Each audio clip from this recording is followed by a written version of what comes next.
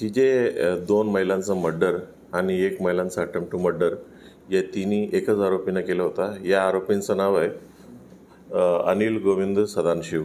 हा राहणारे सुमटाणा, म्हणजे ज्या ठिकाणी ही सर्व घटनास्थळ आहे त्या आजूबाजूचा गावाचाच त्यांची नेटिव्ह विलेज होते. हा एक क्रेन वर्कर म्हणून काम करत आहेत आणि ह्याचा वाईफ सोडून दिलेला आहे, म्हणून हे एकटाच राहतात. सो पर्सनल लाईफमध्ये डिस्टर्ब्ड आहे.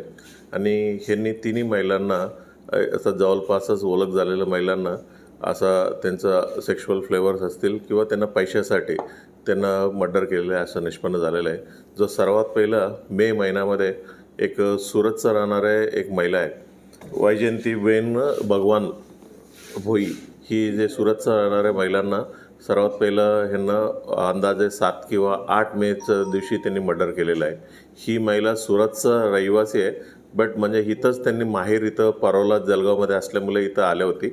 आणि इथं आल्यानंतर त्यांना बसमध्ये ट्रॅव्हल करत असताना ह्याचं ओळख झालं आणि हिच्यासोबतच तो सुरत गेल्या होत्या. आणि हिला काही ना काही बहाणा सांगून ह्याच्याकडनं त्यांना घरातून म्हणजे काही पैसा आणि काही सोने इथं सोबत आणायला लावलं. आणि इथं आल्यानंतर जळगावात परत आल्यानंतर ह्या जंगलात घेऊन गेला आणि ह्यांना मर्डर केलं. आणि ती बॉडी तेव्हा सापडलेली नव्हत्या. ही जे बॉडी आहे आत्ता 2 दिवसापूर्वी आपल्याला बॉडीचं सर्व पूर्ण डिकम्पोज झालं होतं आणि फक्त हेड भेटलं होतं. आणि हेड भेटल्यानंतर आजूबाजूचं आम्ही पूर्ण सर्चिंग करत असताना याचं आधार कार्ड आणि ही सर्व गोष्टी भेटल्यामुळे ही निष्पन्न झालेलं आहे. आणि दुसरा जे घटना होत्या 18 जून रोजी अमळनेरचा रहिवासी असणार आहे शेहनाज बी. हिला तिथं त्याच परिसरात घेऊन गेले होते आणि ते डे असल्यामुळे आणि ती महिला एक दगड घेऊन त्याच्या डोक्यावर मारल्या होत्या आणि ते जोरजोरात ओरडल्या. आजूबाजूचा गावकरी तिथं पोहोचलं म्हणून म्हणजे त्या महिलांना वाचलेलं आहे. आणि वाचल्यानंतर हा जे आरोपी होता त्या जागावरून पळून गेला होता. नंतर ह्यांना अटक करण्यात आलं होतं. आणि तिसरा घटना आहे परोलाचं राहणारे एक शोभाबाई रघुनाथ खोली.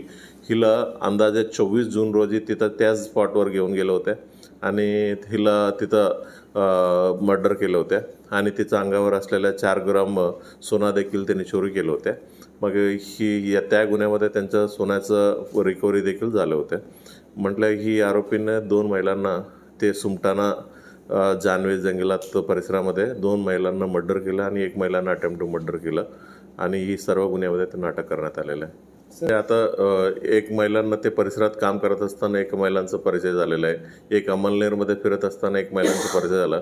दुसरं एक STमध्ये ट्रॅव्हल करत असताना त्यांचे शेजारी बसले होते तसं परिचय झाले होते. आणि सर्वांना काही ना काही गोड बोलून त्या परिसरात घेऊन जायचं आणि एकदा घेऊन गेल्यानंतर त्याला लक्ष विचलित झाल्यानंतर त्याच्यावरती दगड मारून त्याला मर्डर करायचा प्रयत्न करायचा असं त्यांनी केलेलं आहे. तिन्ही महिलांचं अलग अलग प्रकारचं केलं. आरोपी याच्या पूर्वीचा काही गुन्हा नाही आहे त्याच्या विरोधात, बट ही पहिल्यांदा हे 1.5 महिन्यामध्येच त्यांनी ही सर्व केलेलं आहे. पूर्वीचा काय असा गुन्हा नाही सापडला. सर आता नेमका आरोपीचा शोध कसा लागला? प्रकार केलेले आहेत ही जे पहिलं गुन्हा आपल्या समोर आलं होतं त्या परोलातलं महिलांचा आला होता. सर्वात शेवटी केलेलं आहे पहिलं आपलं पोलिसांसमोर आला होता.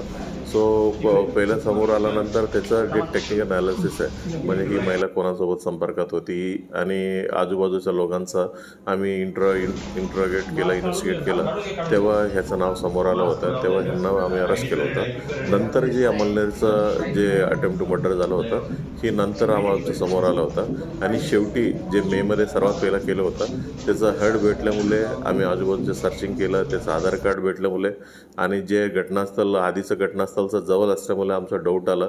त्याच्यामुळे आमचं टेक्निकल अनालिसिसमध्ये ही आरोपी म्हणून सापडलेलं आहे.